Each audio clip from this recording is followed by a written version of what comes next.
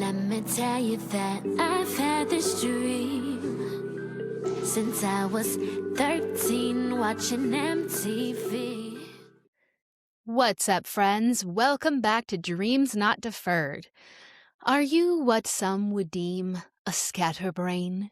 Do you have hundreds of different ideas, see, my brain is already scattered, hundreds of different ideas that you want to act on and create, and it just seems like you start this, you stop this, you start this, you stop this, you start this, you stop this, and you're just all over the place. You're not alone, my friend. There's nothing wrong with you. I don't think so.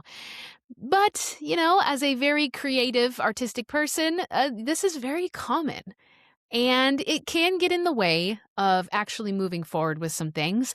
But it's also a really beautiful thing because I feel like it's childlike energy. There's so much beautiful, imaginative, passionate, exciting, childlike energy that you kind of emanate. So don't down on yourself if you are a scatterbrain, okay?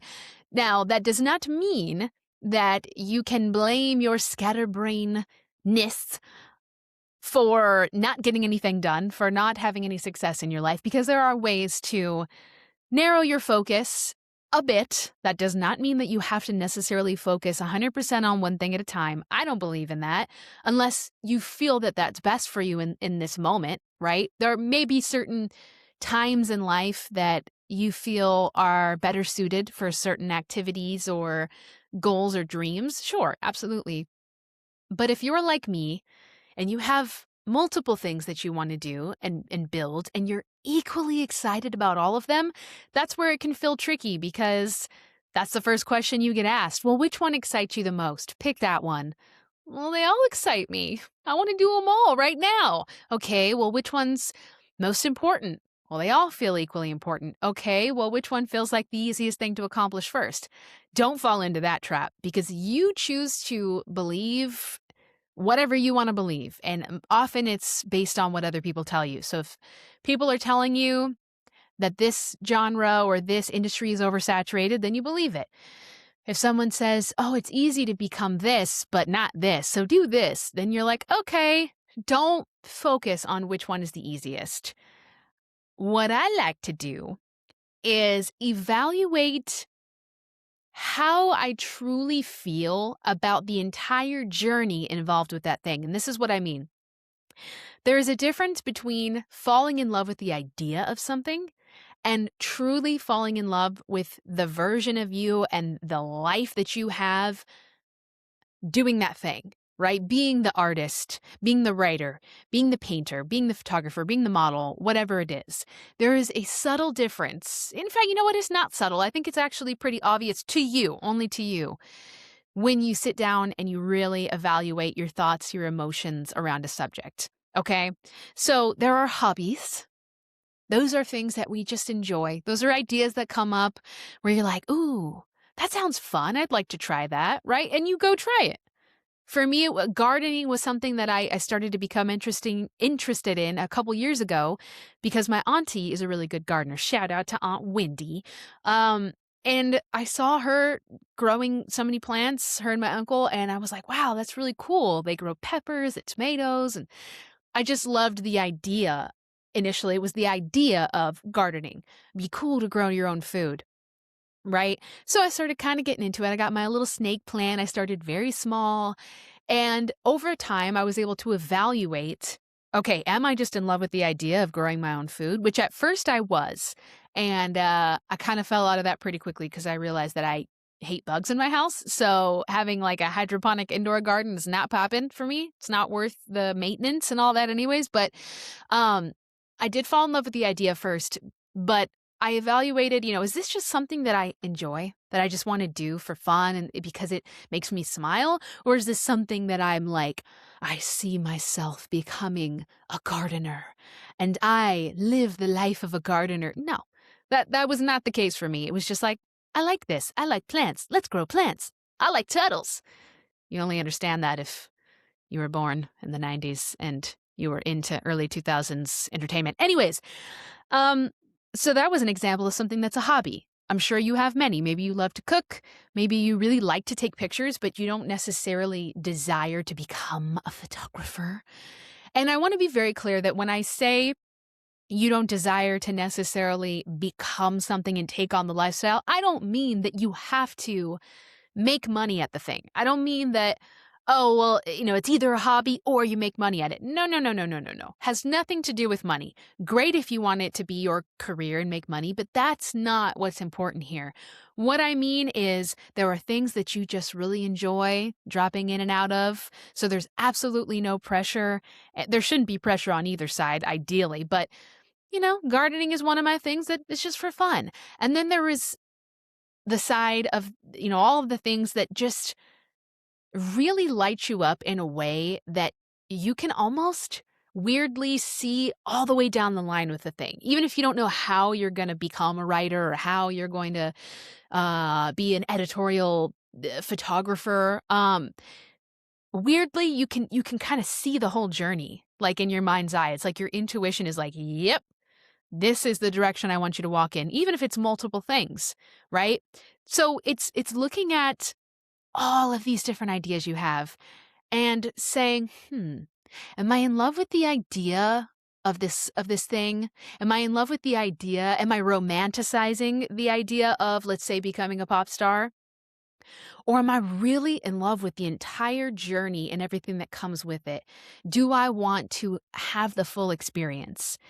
And if the answer is nah, I don't really have a desire to walk through, I don't want to say the valley of the shadow of death, because it's not necessarily about it being hard and arduous, but if you're not willing to go through the whole experience, then it's probably in the category of would be fun to dabble in, which is great. You should have a bunch of stuff that you are excited to dabble in, right? But it's important to identify these things, because if you are feeling like you're pulled in several different directions and you always start and stop stuff, it's probably because you are somebody who jumps with both feet in, like me. Right? If you actually move forward with these things, I'll give you a perfect example of a wasted, I shouldn't say wasted. I don't believe anything is a total waste, but it feels like a wasted experience for me. A couple years ago, I had really been studying finance, just getting financially literate, because I knew nothing about money. I didn't even know what a budget was, how to create one. And I don't actually go really on a budget now, but when you first start out, I feel like you do need one because you have no structure, no idea of how money works, right? I didn't even know, I've told this story a million times, but I didn't even know that you were supposed to make 2.5 to 3 times your rent in order to afford an apartment. So I didn't know, and the guy told me, and I just lied, and I'm admitting I lied and I doctored paperwork to get into my first apartment. Shame on me, I know. It worked. It worked. But of course, I couldn't afford it and went broke within 5 months and had to move out into another apartment. So that was fun.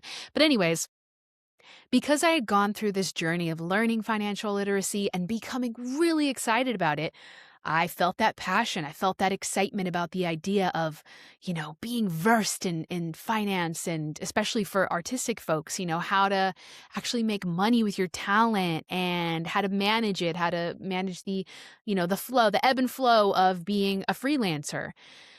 I thought, well, I should be a money coach. I should teach other people this material because I am such an entrepreneur at heart.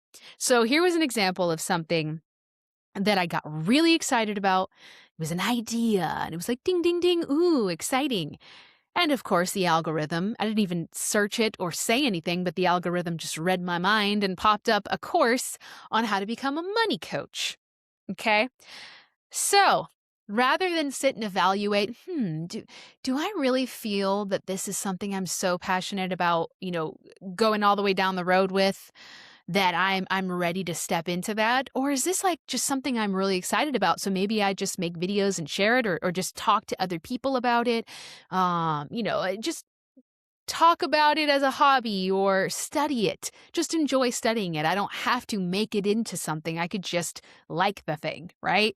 I didn't ask that question. So instead of asking that question, I just said, I'm going to buy this course and I'm going to become a money coach. It's a side hustle. Yeah, another side hustle. Because I needed another one after being a freelancer doing a million different things already. Anyways, I invested $1,000 in this course. And I went through a month of the 6 months and was like, what in the hell am I doing? I don't want to be a money coach. This is crazy. I have no desire to coach people on money. What I did have a desire to do was continue to learn about finances and how they work because it's interesting and it's exciting to me, and share it with people that I know. Maybe share it with some other artists, but not in a way of like, this is how you should budget. This is like not a structural coaching environment, but just like share with people as a side passion, not necessarily a project, right? I found this out after investing $1,000. So the moral of the story is not don't invest in things until you're 100% sure you know. Sometimes it's a great experience to invest in something and find out that it's not for you because you still learn something. And I think I learned a lot about coaching through that program. And I am going to be stepping into coaching now as an artist mentor to other artistic people. So it wasn't a waste, but it was something that I could look back on, or it is something I can look back on now and go, okay.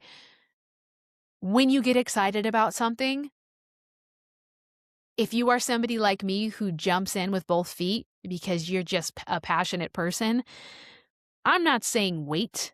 I'm not saying don't do it. I'm saying take a moment of evaluation. Do I really, really want to go all the way with this thing? Or is it just something that is just fun and I just want to kind of see where it goes? And guess what? Your hobbies, those things that you're not really necessarily seeing all the way down the line with them, they could still very well become a career in the future, right? Sometimes it's an idea that needs time to develop. I got this bug to share information like this and kind of mentor a long time ago, but it didn't really feel like something that I was serious about. I was kind of just like interested. And that was probably 5-6 years ago that I started thinking that. And funny enough, I actually was like in a session with this tarot reader. I know not everyone is into like tarot and oracle and believes in psychics and all that, but you don't have to. I'm just sharing the story that I was talking with her, and she was one of 2 people that told me, like, I see you having this like artist community, like this community around you of artists. I don't know if you're starting it, but it kind of feels like you are. And I was like, that sounds crazy. But like deep inside, I was like, I've been thinking about that kind of, but I didn't have the full idea of an artist community. I just thought I want to connect with other artists and help build each other up and share information. So oftentimes your hobbies turn into things later, or like gardening for me, they just are things you enjoy, right? So if you feel like you're all over the place and you've got so many ideas, just stop and evaluate how you really feel about the thing. What thoughts are around this? Are your thoughts around this hobby or this creative idea, ooh, this is a way for me to make money? That is not wrong for you to think, but understand that if that is your main goal and intention, you're probably not really putting your heart into this thing because you're not looking at the journey and the enjoyable part of growing and expanding into this version of yourself who is a writer, let's say. You want to write the next Lord of the Rings series. Like, that's a whole journey. Doesn't have to be a 10-year process or 10,000 hours necessarily, but there are more exciting pieces to the puzzle than just the end result, right? Of course, once you write a best-selling book and it goes crazy and you become a famous author, I'm sure that feeling is amazing. And the life after that is amazing. But the journey on the way up is so cool too, right? I have really been thinking a lot about my last almost 2 decades with music and how, wow, it's been such a cool journey. And I spent a lot of years just feeling ungrateful and disappointed and frustrated because it wasn't going the way I wanted to go. The end result wasn't there yet. And it's still not there yet for me with music, right? But wow, I've had some amazing experiences and I have loved the process of becoming an artist. I've loved the lifestyle of becoming an artist. I just needed to tweak the part about, like being broke because I don't believe that everyone has to be a starving artist. That part was not fun, so I don't recommend it. But but everything else about the journey has been so amazing. And that's something that's really important to identify. Are you looking forward to the journey or are you looking for a quick buck or a quick validation or you're bored and feeling unfulfilled so you want to do this thing because you just need something new in your life? There's nothing wrong with that. Don't be shamed if that's what it turns out to be. Sometimes you learn by doing. So you learn by investing $1,000 in a program and then going, "Oh crap. That's not what I wanted to do. Why did I do that?" But it's just a good thing, a valuable thing for you to step back for just a moment before you make decisions and evaluate what is your truth about this. Um, that can really, really help. Now, if you have identified that, let's say 3 to 4 to 5 things are truly your passion and you see the whole journey and you're ready to step into it, for me, that's music, acting, and now mentoring. Uh, those are 3 similar but also different things. They require a different journey. They require a different process. And looking at them as a whole, it's like, wow, that's so much. How am I going to do that all at once? I just feel like I'm putting a little bit of effort here, putting a little bit of effort here and here. And at first, it can feel like you're being torn in different directions. But what I would recommend if you're in that position is create the vision for yourself as far out as you can possibly see. And I don't mean the how. I don't mean necessarily that you have to pick out what car will I buy and what house will I live in. Like that's fun and all, but I'm talking about what does your day look like? And get as specific as you want to, but like what does your life look like? What does it look like when you wake up in the morning, when you go to bed at night? What is your journey like? Are you in love with the idea of just writing every day, or going out and taking pictures every day or whatever it is that you do? What is it that really inspires you about your life in the future? I'm talking about creating this vision. Just take some time to really, really picture what if there were absolutely no limits, if there was no worry about if I'm making enough money. Remove all of that. No filters, just what would my day look like? And a lot of people will say, I'd just be on the beach all day, or I would just be partying all day. You think that, but if you're really honest with yourself, like what would motivate you every day? What would drive you every day?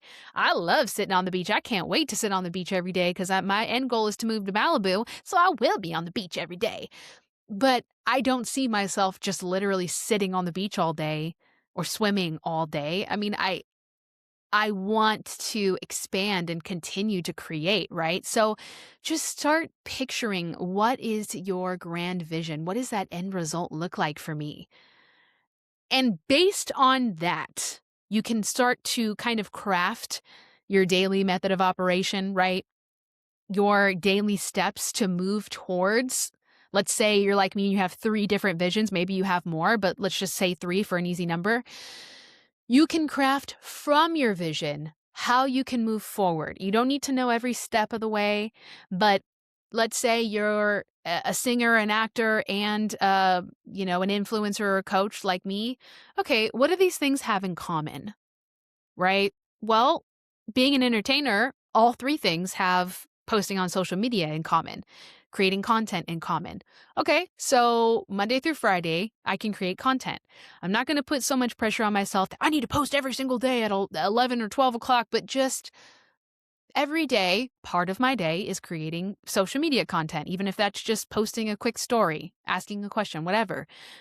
Maybe yours is literally just writing for 15 minutes a day, taking pictures of anything every day. It's just so that you can put in the practice. What are the small steps that you can take each day in every category? Because when you're taking smaller steps, yes, it may feel like you get to the end goal slower because obviously if you put all of your momentum into one thing at a time, sure, it will manifest faster. That's just common sense, right? If I train 100% for marathon training, I'm going to be amazing at running a marathon. If I'm training for a marathon, but I'm also like trying to like work on sculpting my triceps and but also I want to improve this and my flexibility and I want to learn how to do a pistol squat and do CrossFit, it's like you can do it all, but you're not going to have as much momentum going towards one thing at a time. So it may not be as fast, and that's okay.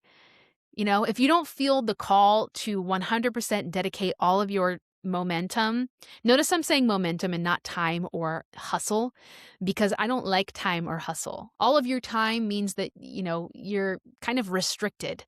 And all of this hustle and grind and work means that it has to feel like a hustle and grind and hard work. So I like saying momentum because you are putting focus and energy towards something, right? But if you don't feel like you are 100% dedicated to one thing, that's totally fine.